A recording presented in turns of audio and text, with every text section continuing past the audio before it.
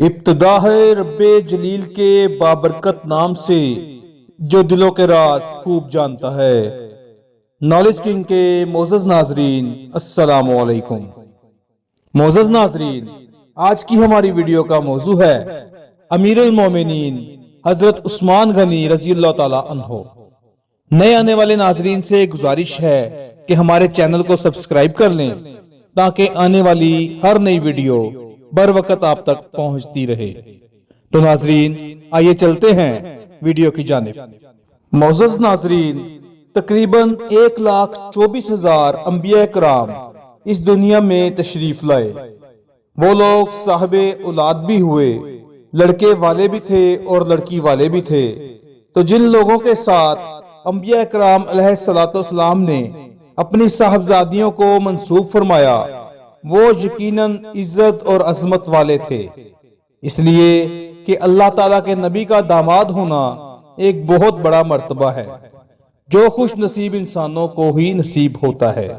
مگر اس سلسلے میں جو خصوصیت اور جو انفرادیت حضرت عثمان غنی رضی اللہ تعالی عنہ کو حاصل ہے وہ کسی کو نہیں کہ حضرت آدم علیہ السلام سے لے کر حضور خاتم الانبیاء صلی اللہ علیہ وآلہ وسلم تک کسی کے نکاح میں نبی کی 2 بیٹیاں نہیں آئیں، لیکن حضرت عثمان غنی رضی اللہ تعالی عنہ کے نکاح میں صرف نبی ہی نہیں بلکہ نبی الانبیاء اور سید الانبیاء حضرت محمد صلی اللہ علیہ وآلہ وسلم کی 2 صاحبزادیاں یکے بعد دیگرے نکاح میں آئیں۔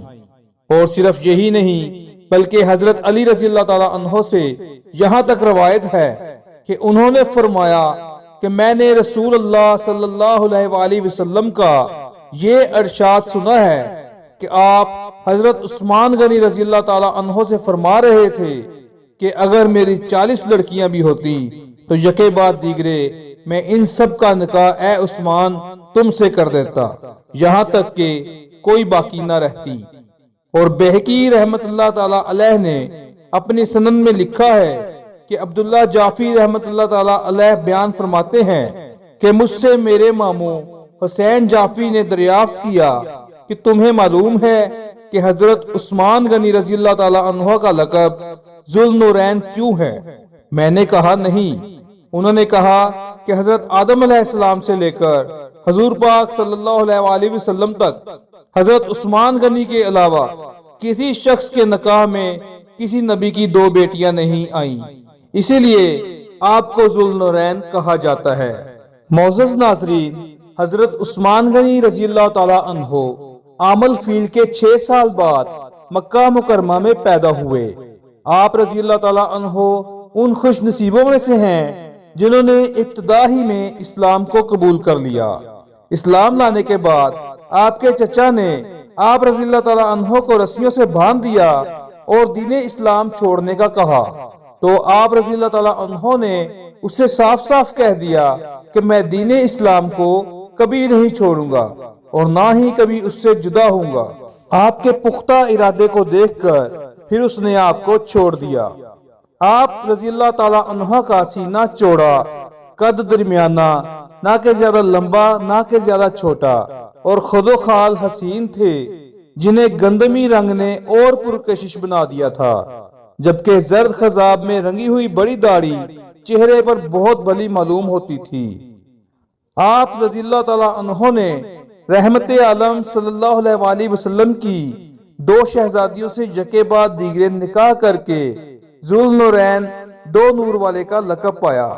حضرت سیدنا لوط علیہ السلام کے بعد آپ رضی اللہ تعالی عنہ سب سے پہلی ہستی ہیں جنہوں نے رضائے الہی کی خاطر اپنے اہل خانہ کے ساتھ ہجرت فرمائی، اور ہجرت بھی ایک نہیں بلکہ 2 دفعہ کی، ایک مرتبہ حبشہ کی طرف تو دوسری بار مدینے کی جانب۔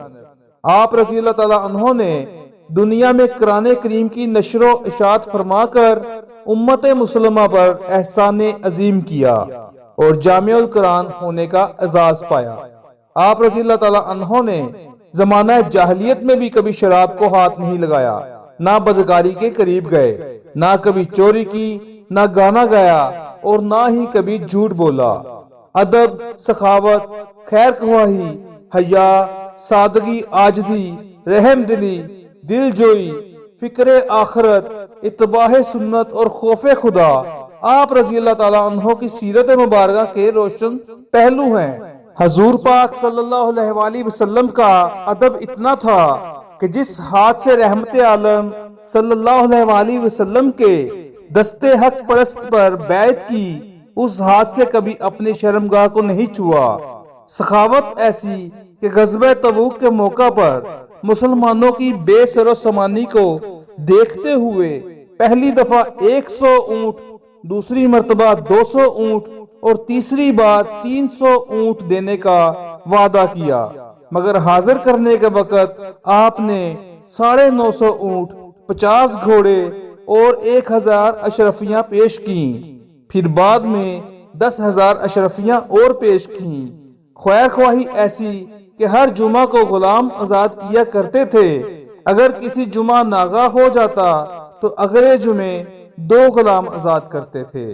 آپ باحیا اتنے تھے کہ بند کمرے میں بھی غسل کرتے ہوئے نہ اپنے کپڑے اتارتے اور نہ ہی اپنی کمر سیدھی کر پاتے تھے۔ لباس میں سادگی ایسی کہ مال و دولت کی فراوانی کے باوجود جمعہ کے دن منبر پر خطبہ دیتے ہوئے بھی 4 یا 5 درہم کا معمولی تہمت جسم کی زینت ہوتا۔ کھانے میں آپ اتنے سادہ تھے کہ لوگوں کو امیروں والا کھانا کھلاتے اور خود گھر جا کر سادگی کے ساتھ سرکے اور زیتون پر گزارا کرتے۔ معزز ناظرین اکرام، حضرت عثمان غنی رضی اللہ تعالیٰ عنہ عاجزی کی ایسی مثال تھے کہ خلافت جیسے عظیم منصب پر فائز ہونے کے باوجود خچر پر سوار ہوتے تو پیچھے غلام کو بٹھانے میں کوئی آر محسوس نہ کرتے۔ آپ اتنے رحم دل تھے کہ کسی خادم یا غلام کے آرام کا خیال فرماتے اور رات کے وقت کوئی کام پڑتا تو خادموں کو جگانا مناسب خیال نہ کرتے اور اپنا کام اپنے ہاتھ سے کر لیتے تھے۔ آپ عبادت گزار اتنے تھے کہ رات کے ابتدائی حصے میں آرام کر کے رات بھر عبادت کرتے رہتے، جبکہ دن نفلی روزے میں گزرتا۔ تلاوت قرآن پاک کے آپ عاشق تھے کہ 1 رکعت میں ختم قرآن کر لیتے تھے۔ آپ خود فرمایا کرتے تھے، اگر تمہارا دل پاک ہو تو کلام الہی سے کبھی بھی سیر نہ ہو۔ آپ عشرہ مبشرہ یعنی 10 جنتی صحابہ میں شامل ہونے کے باوجود فکر آخرت میں رہتے تھے۔ آپ جب کسی قبر کے پاس کھڑے ہوتے تو اس قدر روتے کہ آنسوؤں سے آپ رضی اللہ تعالیٰ عنہ کی ریش مبارک تر ہو جاتی۔ معزز ناظرین اکرام، حضرت عثمان غنی رضی اللہ تعالیٰ عنہ 1 محرم الحرام 24 ہجری کو مسند خلافت پر فائز ہوئے۔ آپ رضی اللہ تعالیٰ عنہ کے دور خلافت میں افریقہ اور روم کا بڑا علاقہ اور کئی بڑے شہر اسلامی سلطنت کا حصہ بنے۔ 26 ہجری میں مسجد حرام کی توسیع کی، جبکہ 29 ہجری میں مسجد نبوی شریف کی توسیع کرتے ہوئے پتھر کے ستون اور ساگوان کی لکڑی کی چھت بنوائی۔ حضرت عثمان غنی رضی اللہ تعالیٰ عنہ 12 سال خلافت کے عہدہ پر فائز رہے، پھر 35 ہجری ماہ ذی الحجہ کے ایام تشریق میں شہید ہوئے، جبکہ آپ رضی اللہ تعالیٰ عنہ کی عمر 82 سال کی تھی۔ آپ رضی اللہ تعالیٰ عنہ کے جنازہ کی نماز حضرت زبیر رضی اللہ تعالیٰ عنہ نے پڑھائی اور آپ حشر کوکب کے مقام پر جنت البقیع میں دفن کیے گئے۔ تو ناظرین اکرام، ہماری آج کی یہ ویڈیو اپنے اختتام کو پہنچتی ہے۔ امید ہے کہ آپ کو ہماری یہ ویڈیو پسند آئی ہوگی۔ اللہ تعالیٰ سے دعا ہے کہ اللہ تعالیٰ ہمیں سمجھنے اور سیکھنے کی طاقت عطا فرمائے اور ہمارے علم میں اضافہ فرمائے۔ ملتے ہیں پھر کسی اچھی سی ویڈیو کے ساتھ، تب تک کے لیے اجازت دیجیے، اپنا بہت سارا خیال رکھیے۔ اللہ حافظ۔